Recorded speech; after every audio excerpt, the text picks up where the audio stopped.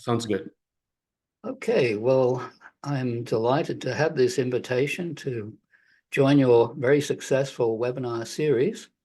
And today, as you mentioned, I'd like to talk about the many faces of HDPE and the effect on service life. So high-density polyethylene has been very successfully and widely used in many applications, including those ranging from the very routine with a limited service life required to those that are challenging in terms of chemical stress or temperature conditions, or require a long service life. Most people know that high-density polyethylene contains predominantly a resin, some chemical additives, and carbon black. And they know that it needs to meet a minimum specification. One such specification is GRI GM13, and it, like any other specification, requires that a certain set of properties meet certain requirements. For the purposes of today's discussion, the most important requirements are the stress crack resistance, in this case required to be greater than 500 hours, and the oxidative induction time, either the standard value meeting those criteria or the high pressure value meeting those criteria.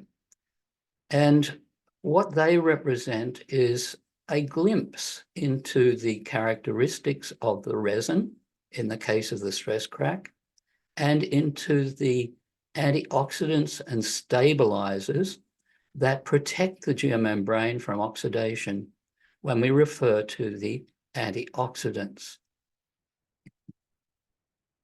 GRI GM13 explicitly states in clause 1.4 that this standard specification is intended to ensure good quality and performance of HDPE geomembranes in general applications, but is possibly not adequate for the complete specification in a specific situation. Additional tests or more restrictive values for the tests indicated may be necessary under conditions for a particular application. So GRI GM13 serves a very useful purpose for general applications.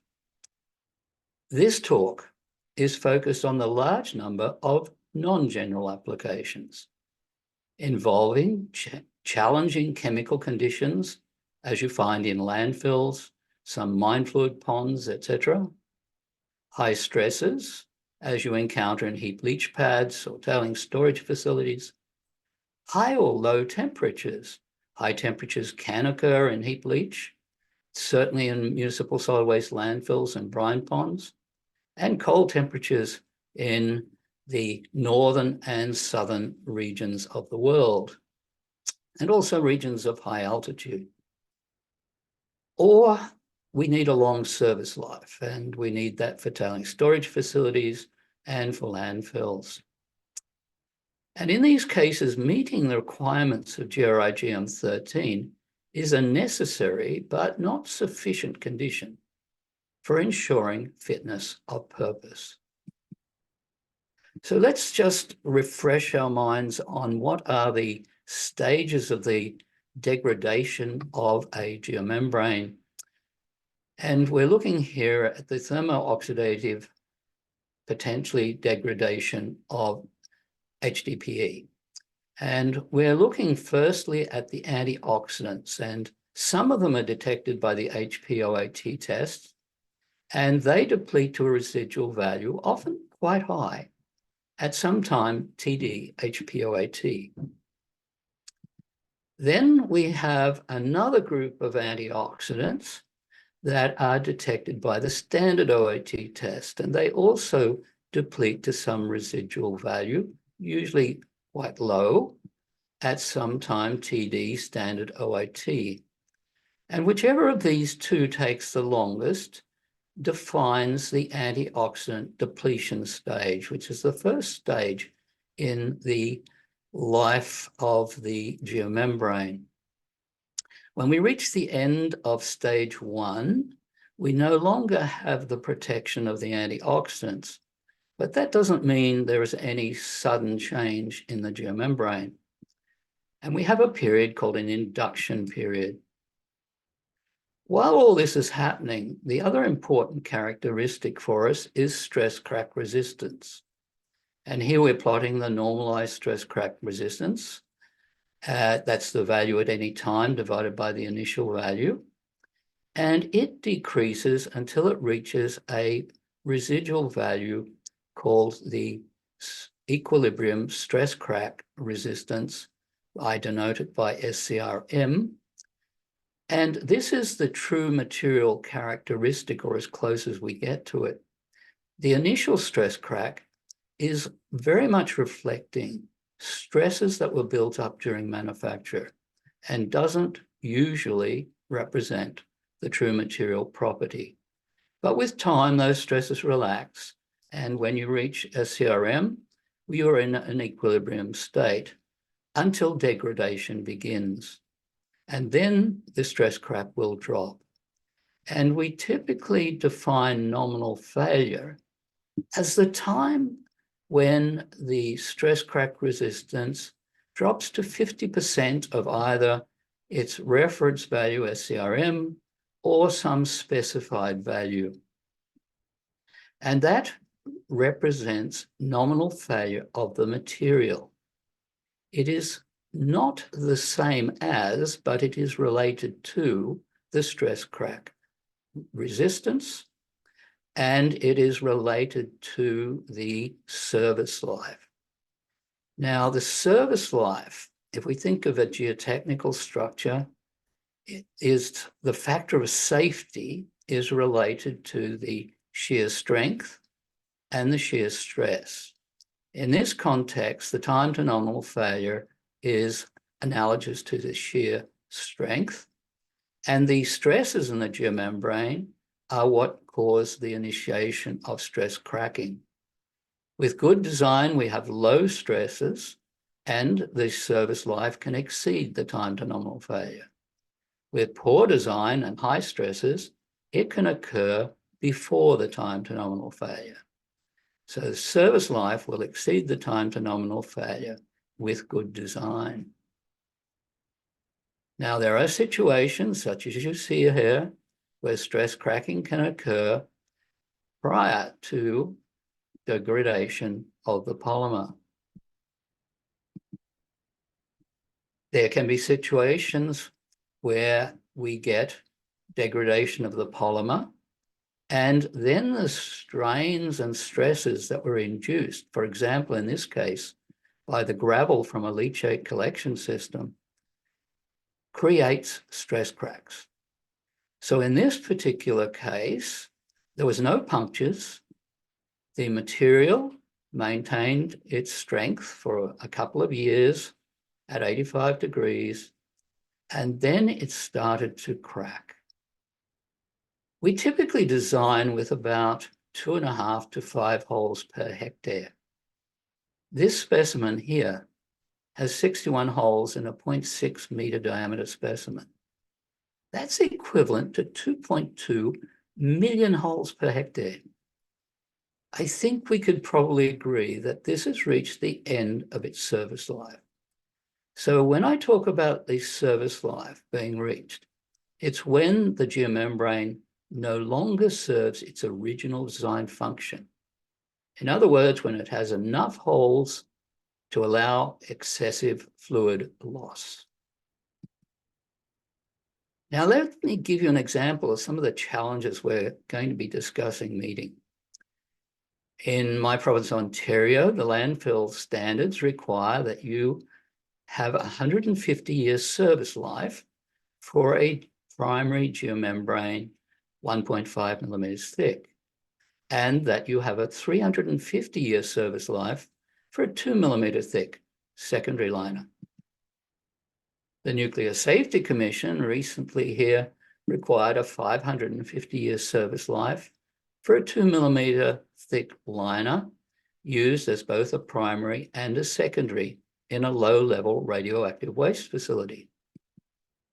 And mining regulators often require a long service life.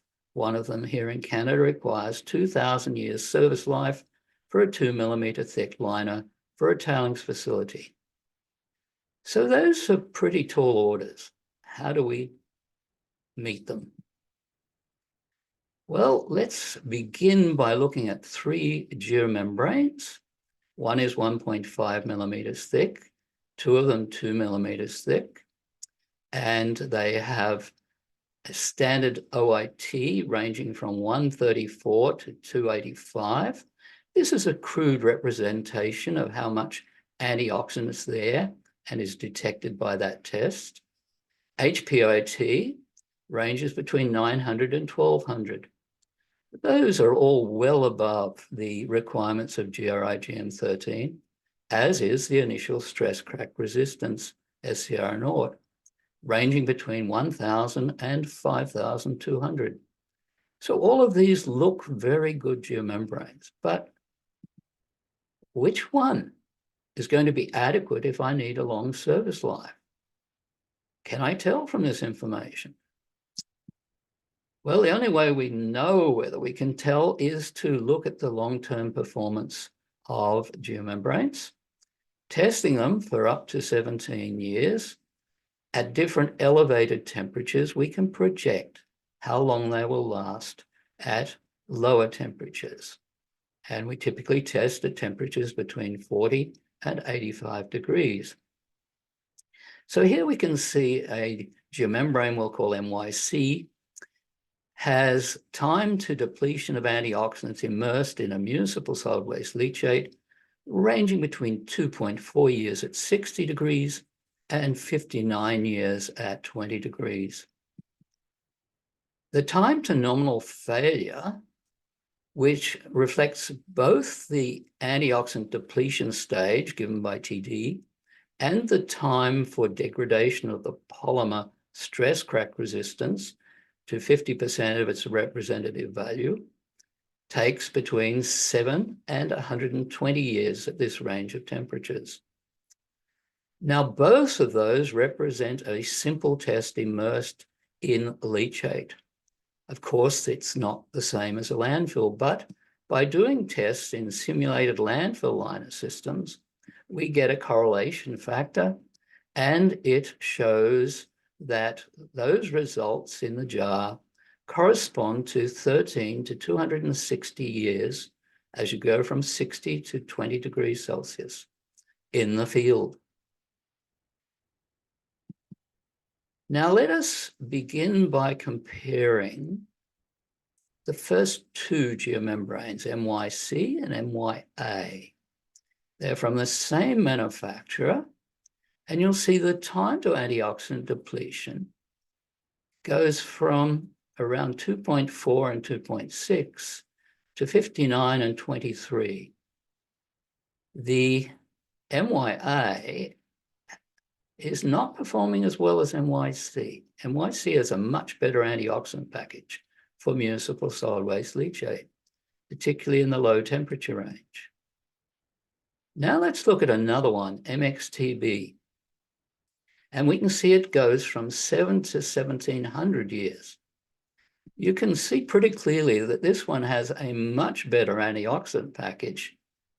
That wasn't truly evident from those initial index values. Now let's look at the geomembrane resin itself. And we're going to look at the time it takes to get from antioxidant depletion to nominal failure. And for MYC, it's 5 to 57 years. For MYA, it's 10 to 17, almost 1,800 years projected. You can tell from this that the resin in MYA is much better than the resin in MYC. Now, if we bring in MXTB, that delta goes from 10 to 630. And you can see its resin is not quite as good as was for the MYA. Now we put it all together and look at the time to nominal failure in the field.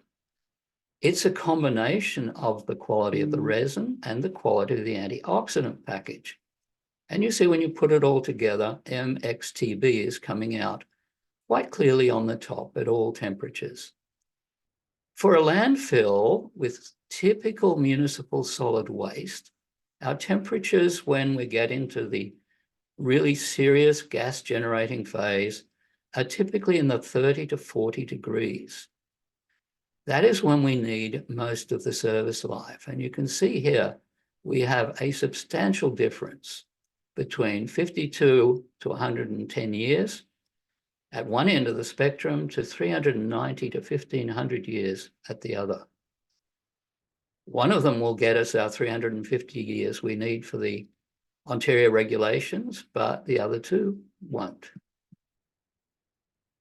So which geomembrane is best is obtained by doing tests with simulate what is really happening in the landfill, not index tests.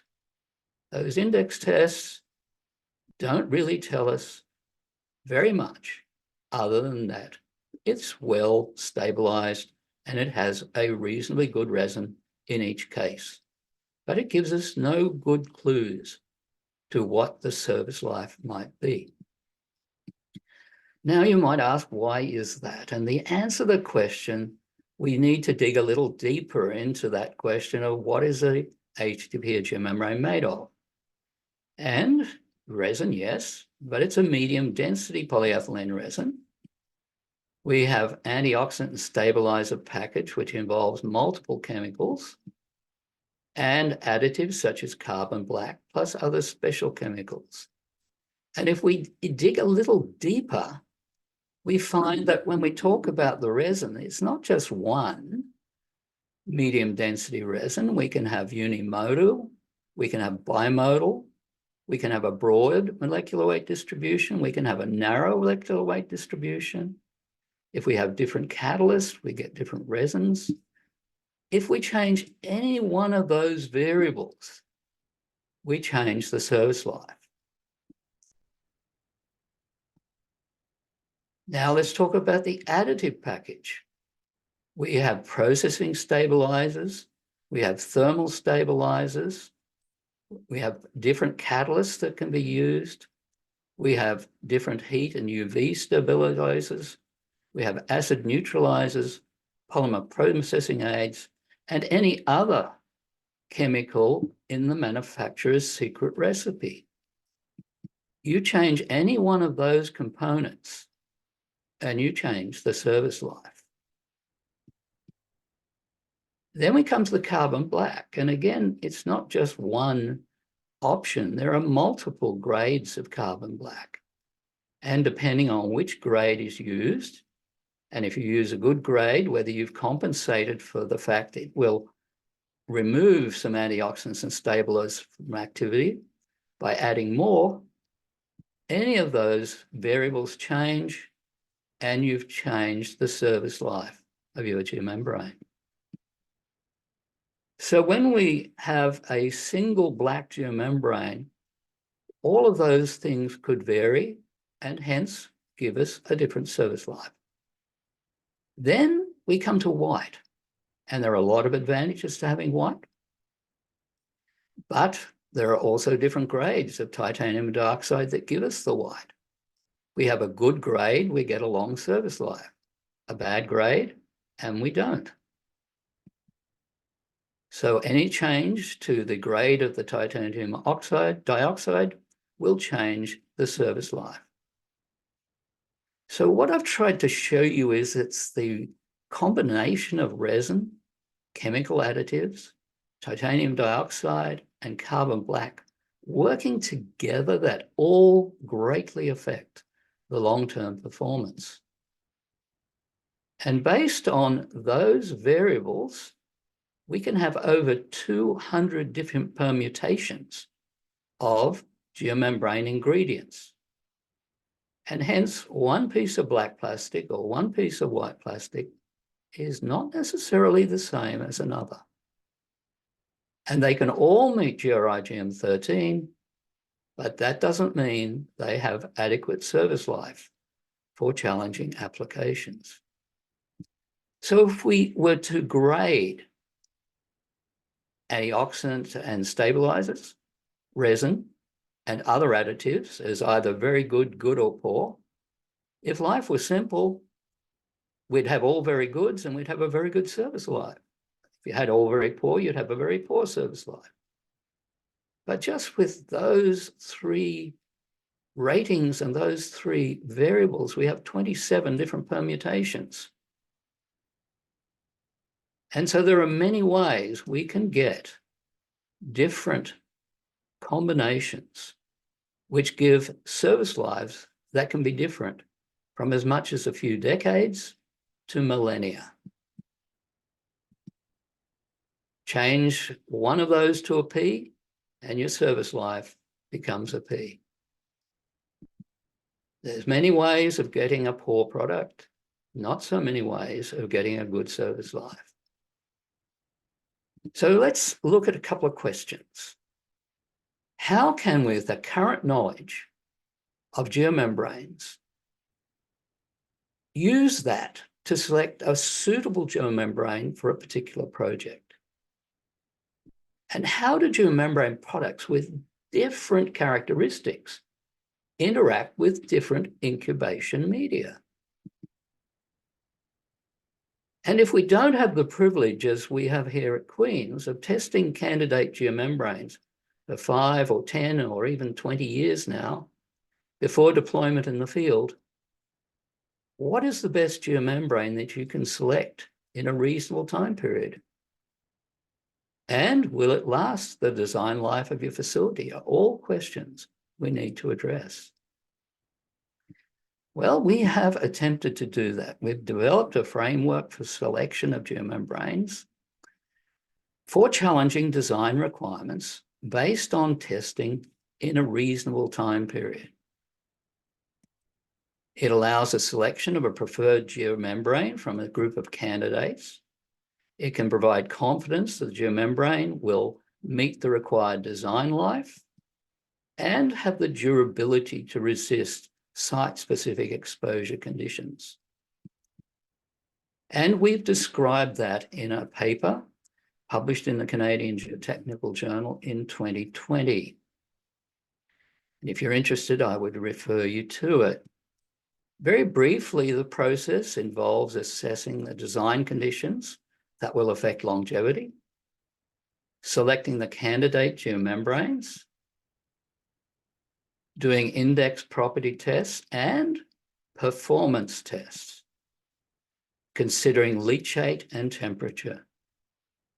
Then we do a relative performance analysis, estimate the likely service life, and select the most suitable geomembranes. And then once you've selected the best, you need to make sure that they're installed properly, which means good construction quality assurance.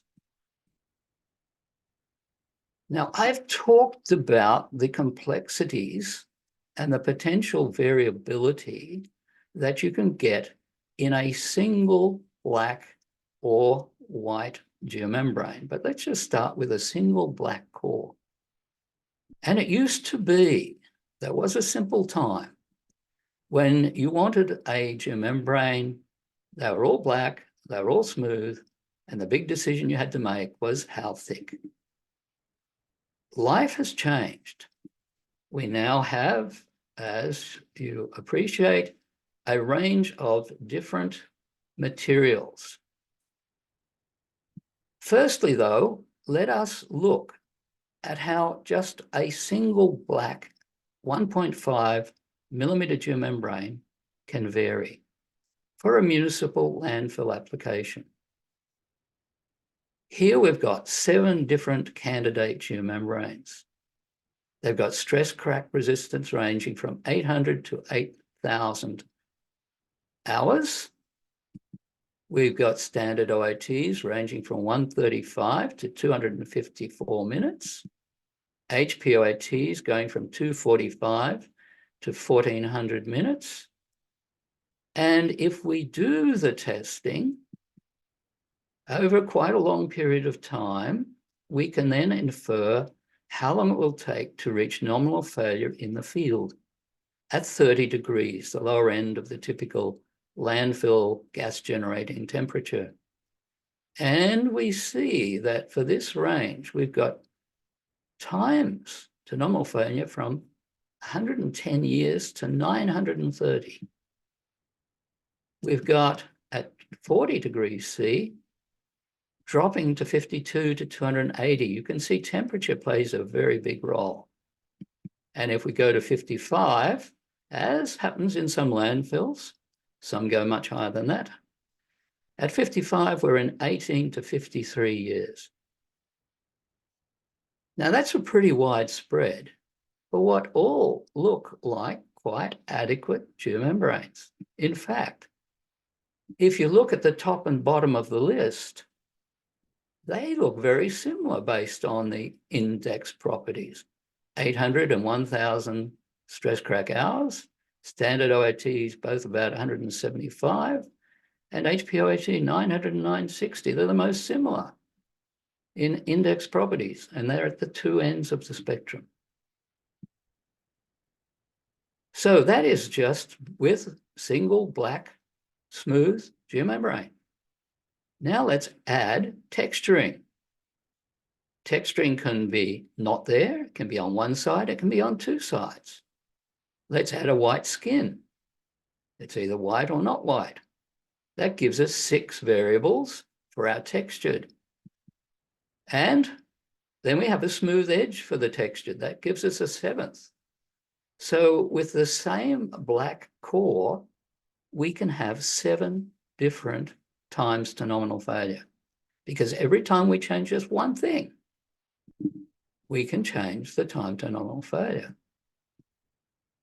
If we add a conductive layer in, we now have 11 times to nominal failure for the single same black core. So when I talk about the many faces of HDPE, here, this one black core has 11 different faces, and it has 11 different times to nominal failure. Are they significantly different? Well, let's explore that question. So we are going to look in some detail at 3. We're going to look at one we call MXTB. We're going to look at one we call MXTDC. And they are almost twins. The only difference is that one of them has a conductive layer. Otherwise, they're nominally identical. And then we'll look at another conductive geomembrane from a different manufacturer. You'll notice that there is a difference in standard OAT between the two MX series. That's already a clue that the conductive layer is doing something. But the initial value for the MYTA is quite a bit lower. But all of them way past what GRI GM 13 requires. Now let's suppose we just begin by testing the first of those, MXTB.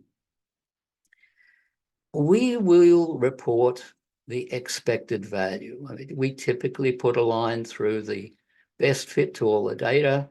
That gives us our best fit expected value. But there is always going to be statistical variability.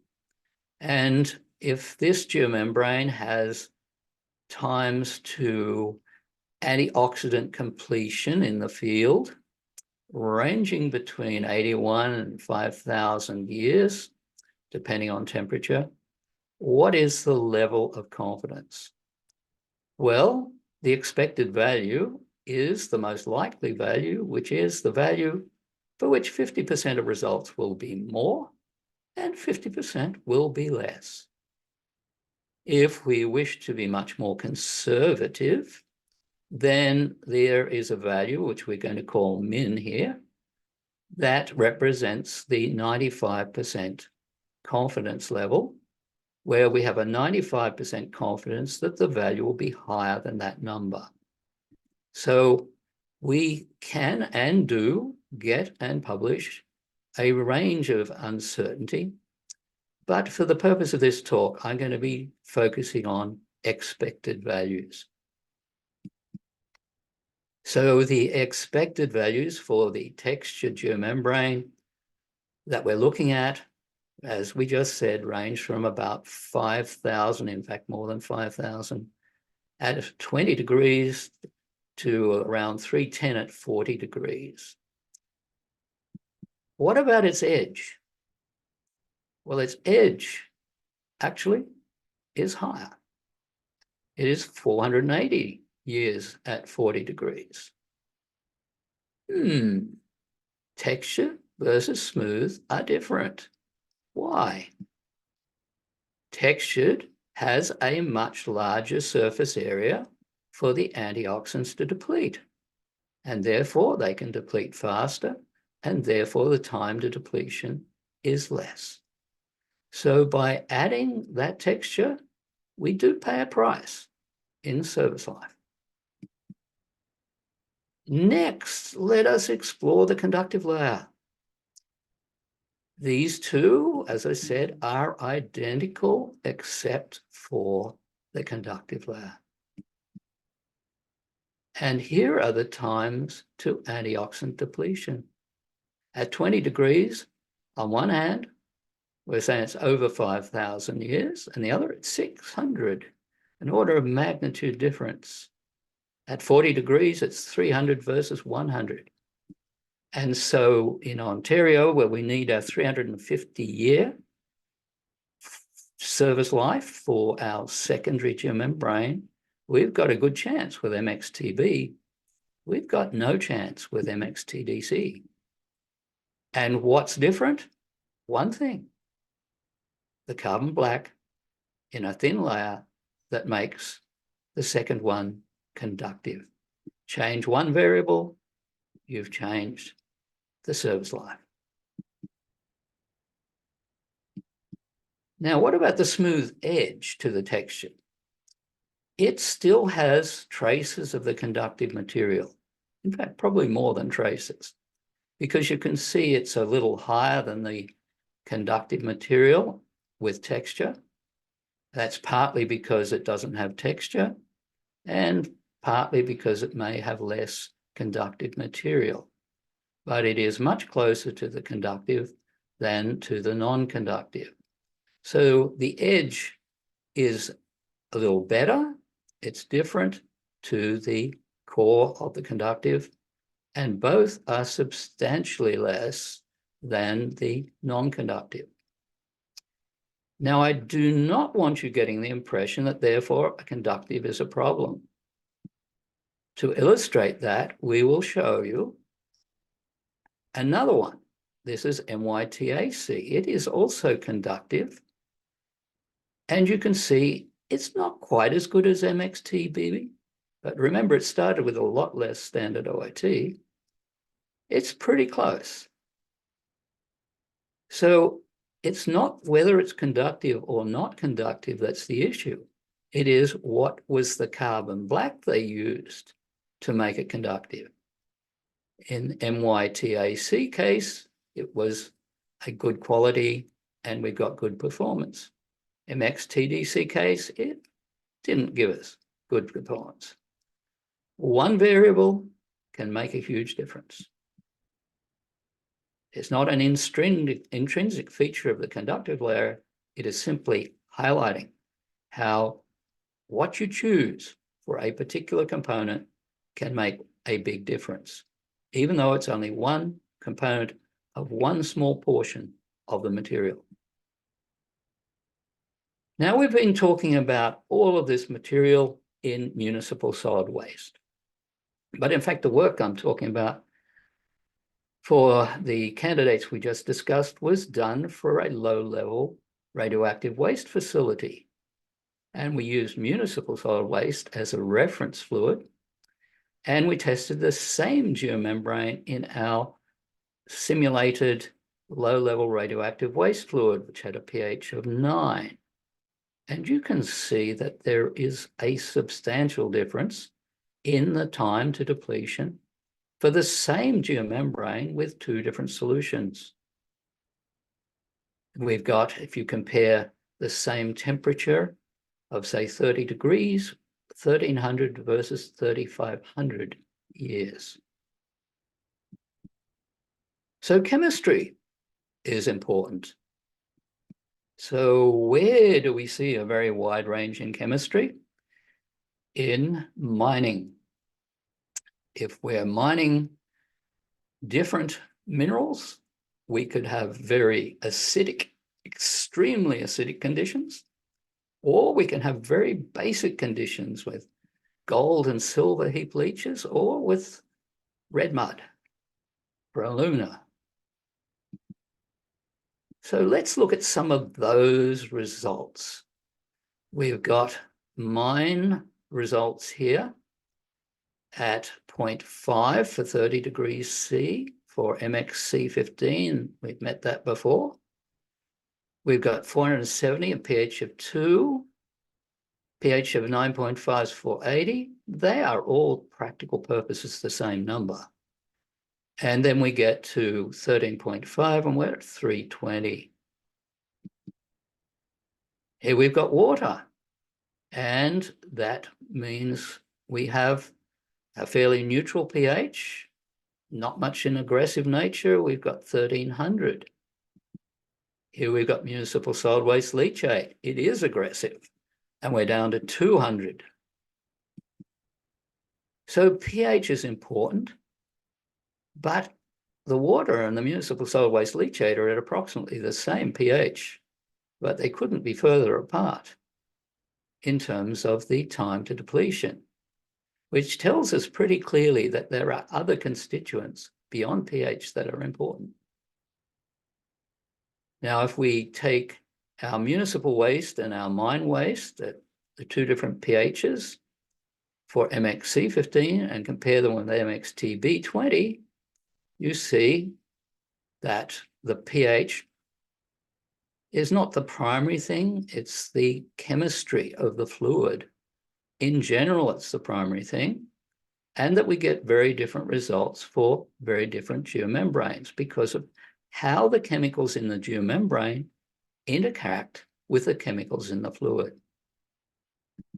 Now, if we put this all back together, we'll see that it's not just pH, it's the overall chemistry that's important.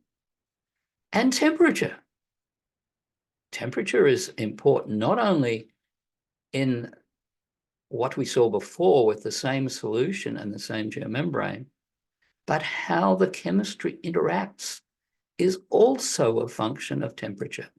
So here we see pH 0.5, 2, and 9.5 all being very similar. Let's put the temperature up. And if we're at 50 degrees C, we see that at 0.5 pH, we go from 500 to 260 at 40 to 150. At 9.5, we go from 480 to 230 to 48. And for the low-level waste, we're at 3,500, 1,100, 400. So is a geomembrane that meets the requirements of GRI GM13 suitable for mine waste?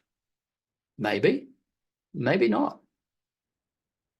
It is a minimum criteria. It is a necessary but not sufficient condition. Generally, we want a higher standard OIT than that requires, typically over 150 to 160. We need an SCRM, which you can get in about 90 days at 55 to 65 degrees temperature of greater than 500 hours. But if we need more than 150 years service life, or have challenging chemistry, or high temperature, then you need a geomembrane that's been shown through immersion testing in a simulated leachate representative of what you expect in your project to have a service life greater than that's required. And if you have high stress, you need to simulate that in your simulated field test conditions. So the requirements for geomembrane selection: a good resin, a good antioxidant package, good additives, compatible with your fluid. It should meet the requirements of GRI GM13, but it's not necessarily sufficient. You need to think about, do I need texture? Do I need white? Do I need conductive? And what thickness do I need? And to get the realistic estimate of what its performance is going to be like, you need to test it in a fluid similar to what you expected dealing with in the field. And then we can project a time to nominal failure if we do tests at different temperatures. So some of the factors to consider: we get first order depletion with some antioxidants. So it's an exponential reduction from the initial value at a rate S. And we can get S relatively easily from relatively short-term tests at a range of temperatures, and then extrapolate to lower temperatures. And we've only got two parameters: the initial value and the rate of depletion.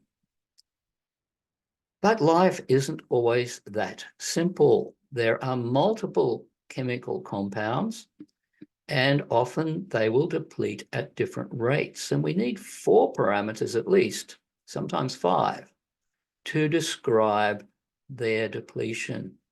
So we have an OAT initial, we have a value A, which represents the proportion of some of the antioxidants of the initial value, and 2 rates of depletion at any temperature. Now, if we do a short-term test, we can get the initial values, S1, but we may only get the second rate at 85, and if we're lucky, 75 degrees in a short-term test. But if we compare this test data with data that's been collected over a much longer period of time, we can make inferences of what the value of S2 might be. Let me illustrate the difference that time takes and that knowledge can make. Let us take the geomembrane MXC15, which we've seen many times before, and test it in a pH that's very high. And we want to see what our predictions would be like with 1 year of data compared to 10 years of data. And on 1 year of data, we predict it would deplete in 20 years. With 10 years of data, we know that that is a very conservative guess or estimate. It's really much closer to 400 years. Now, having done that test for 10 years, we have another material that comes along, MXR15, and we want to use that in a pH 12.5 solution. And we tested in that solution for a year, and we get numbers that look very similar to the values that we had for MXC. So now we can use all of that data to project a likely time to depletion for MXR without waiting 10 years to test MXR.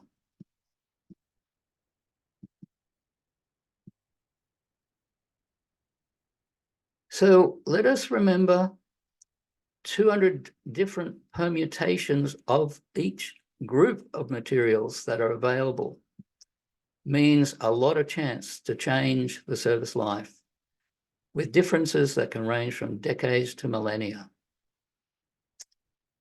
In addition to temperature, the chemistry of the fluid to be contained and its interaction with the geomembrane controls the time to antioxidant depletion and greatly affects the service life.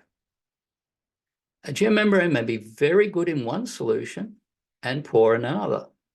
It may behave very well with acids, but not with basic material, for example.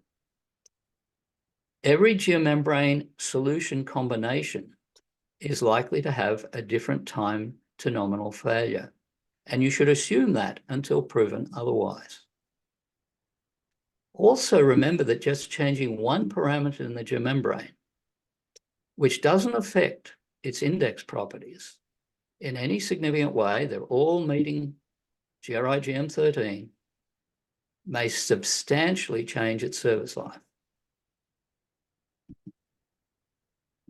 Textured geomembranes represent a sacrifice in service life. Don't use them unless you need to use them. If you need them for stability or worker safety, then obviously you use them. But if you don't need it for that purpose, then you gain benefits in service life by not using it. Don't use a conductive geomembrane until you check that the conductive layer is not going to sacrifice your time to nominal failure or depletion time. If you're having challenging chemistry, temperature, stress, or need a service life over 150 years, you need to plan well ahead. At the design stage, you need to think about your geomembrane very early, because immersion testing, even with accelerated testing and only 3 months of it, will take 6 months by the time you've aged it for 3 months and you've done all the tests on the aged material. It's a good idea when you're doing this sort of testing to add a reference geomembrane, one you've tested before, and or a reference solution that you've tested before, to see how the geomembrane behaves relative to others in the same environment that you've seen previously, compared to the new environment. For reasonable predictions, you need at least 12 months of data. 3 months of data can be useful for relative performance testing, but it will not give you good predictions of antioxidant depletion. It usually gives very conservative predictions. I illustrated that a short while ago.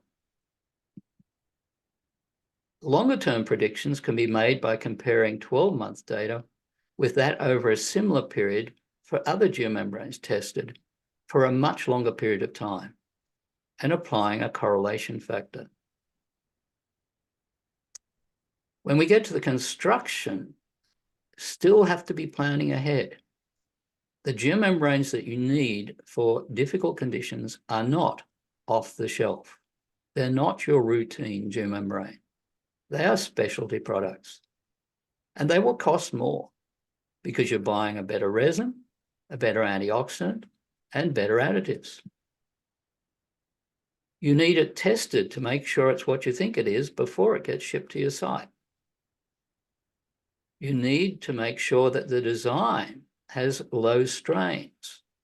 Less than 3% on the base and 5% on the side slopes is my recommendation. It must be properly installed, and it should be accompanied by an electrical leak location survey. So the take-home message here, one of them, you can eliminate some unsuitable geomembranes based on initial properties and specifications, but you cannot evaluate a geomembrane's fitness for purpose in challenging applications based on index properties. You need to test a number of candidates in a solution as representative as possible of your exposure conditions. Or you can rely on testing by others for similar conditions, but you have to make sure they truly are similar. Adding an improvement to a geomembrane may degrade long-term performance. When you're making something better, think of what could be the unintended consequences and check for them before you use it. Human history is littered with problems due to unintended consequences. Standard OAT is mostly more important than HPOAT when it's buried. Mostly, but not always. Initial values of OAT and SCR naught tell you very little about long-term performance. You can get good insights from 3 to 12 months of immersion testing to get your AO depletions in stage 1, or at least part of them, and SCRM. We haven't had time to talk about it today, but a sand protection layer will give you a much longer service life than a geotextile. And a geomembrane may be good for one leachate and one temperature, but not good for another temperature or solution. You need to pick the geomembrane for your field conditions. And only use textured geomembranes where you really need them. An approach for selecting HDPE geomembranes for long-term design life has been described in the literature. I refer you to the 2020 paper and a series of 3 subsequent papers that cover a lot of what I've talked about today. And immersion testing is essential to ensure that the geomembrane is highly likely to meet required design requirements. The geomembrane has high resistance to leachate chemistry, and the geomembrane is suitable for your design temperature. I would like to conclude with acknowledgement of our many partners without whose support we couldn't conduct this research. My colleagues and students, especially those who've contributed to the research that I have discussed in this particular lecture. And I'd be happy to take any questions. Thank you. Thank you very much, Professor Kerry Rowe, for a fascinating presentation. Generally, people who deal with waste containment systems